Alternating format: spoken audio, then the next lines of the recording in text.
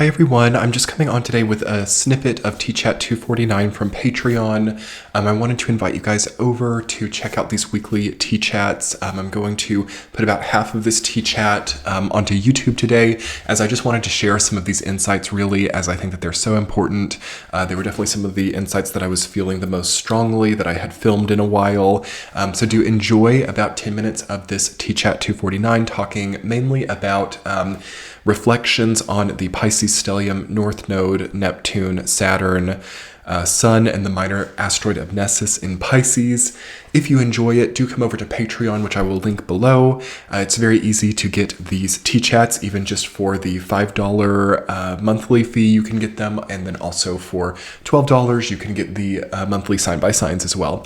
So I wanted to invite you guys over, and do keep tuned to YouTube, as there will be plenty of content coming up over here in the next few weeks. Thank you all so much, and enjoy this T-Chat.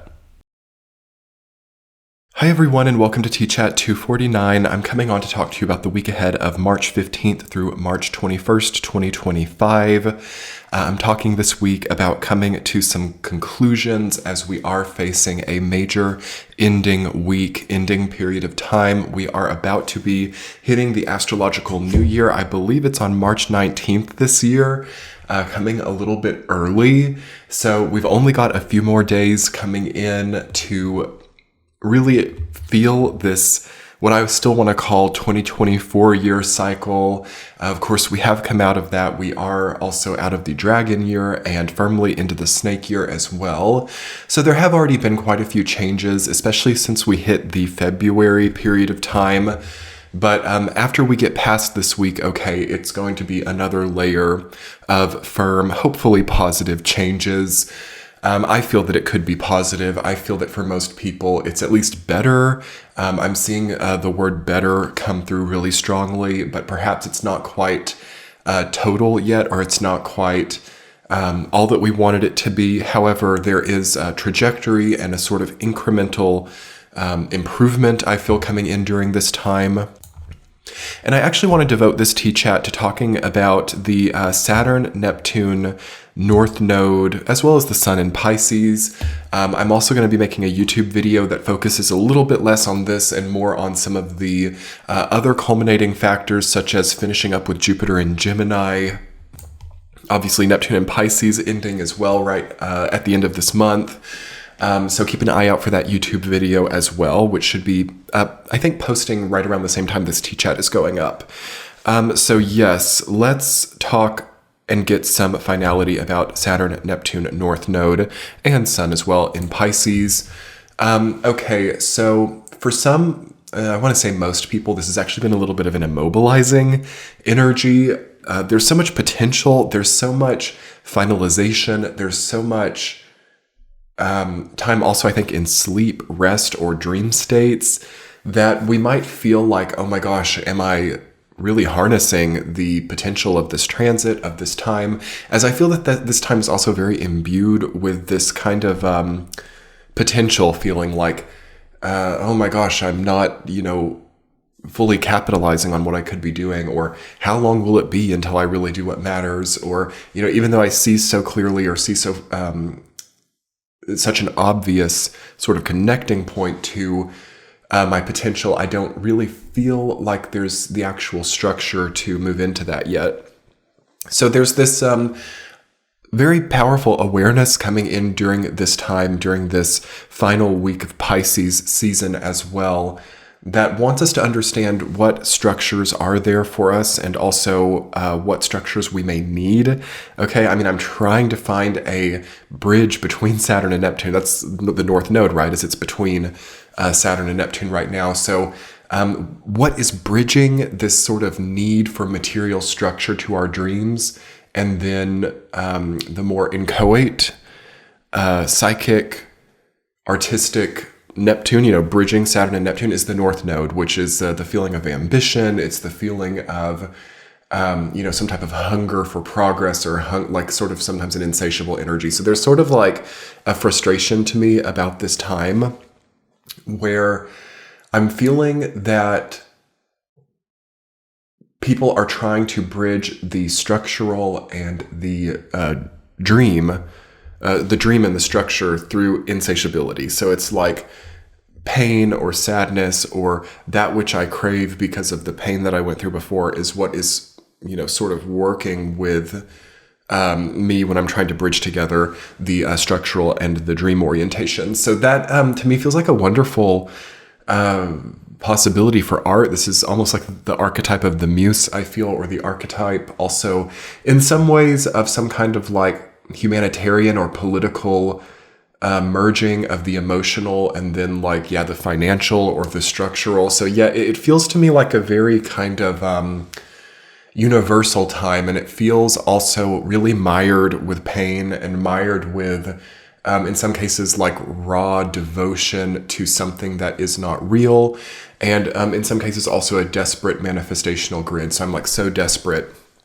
to file this paperwork, or I'm so desperate to spend this money, or I'm so desperate to finally be out of a certain like political designation. For example, I'm so desperate to no longer be a renter. I want to own my own home.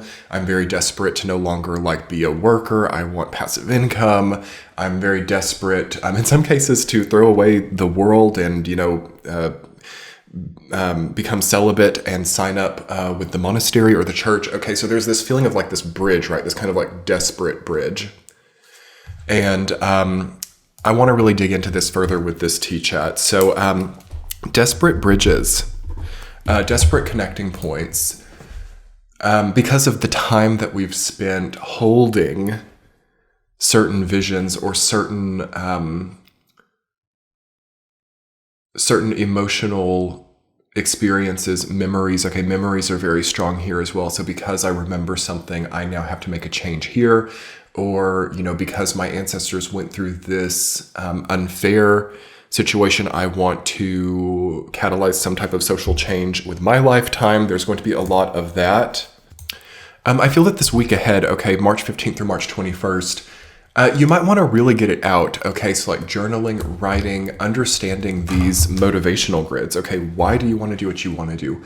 Why do you want this change? Okay, because there's this transformative trajectory that's very yearned for. There's this like mobility that people are wanting. I don't want this context anymore. I don't want this designation anymore.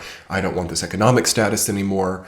I want to see some type of end. So people are very frustrated, and I don't know if you guys have noticed this. I'm going to be touching on this in the YouTube video going up this week too, where it's like people who do services, people who do anything, okay, people who are professionals, there's a major slowing right now, and there's kind of like this stillness and almost this immobilization as people realize like, is this really what I'm doing with my life? Is this what my life is for? Deep existential questions are multiplying during this time. And I think that we just really have to get it out. So, try to put words, if you can, to any of these inchoate feelings. So I'm seeing this for a lot of people during this time too. I've got some kind of inchoate heaviness, or I have some kind of like anger or pent up feeling that's been there for a long time. And here's the problem with it during this type of transit. There is a problem here. I'm seeing a lot of people take it out on things that it's not really about.